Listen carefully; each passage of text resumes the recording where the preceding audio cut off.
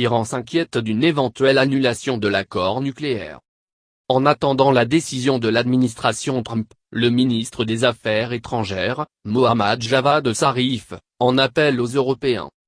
Quelques jours après le discours de Donald Trump devant l'Assemblée générale des Nations unies, durant lequel le président américain avait qualifié l'Iran de dictature corrompue et menacé de renier l'accord de 2015 sur le programme nucléaire iranien, il l'avait qualifié d'embarras et d'un des pires textes signés par les États-Unis. Le ministre des Affaires étrangères iranien, Mohammad Javad Zarif, contre-attaque. Les États-Unis font une erreur stratégique en envoyant au monde le signal qu'ils ne sont pas un partenaire fiable, a-t-il déclaré, lors d'un débat organisé par l'Asian Society, à New York, la semaine dernière. Tous les accords sont faits de concessions que vous faites et que vous recevez. Mais aucun accord n'est durable si vous empochez des concessions et revenez une fois l'accord passé demander de nouvelles concessions.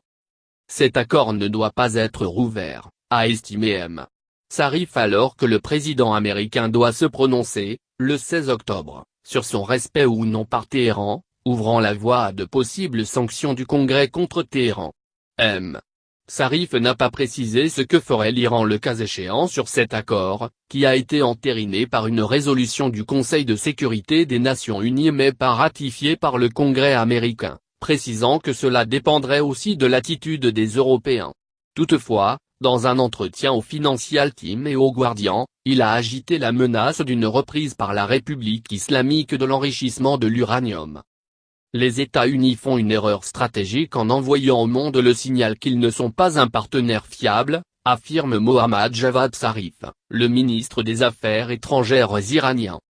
Rien dans ce deal n'est fondé sur la confiance, a ajouté M. Javad Zarif. Aucune partie n'avait confiance en l'autre. Nous n'avions pas confiance dans les États-Unis et visiblement ils n'avaient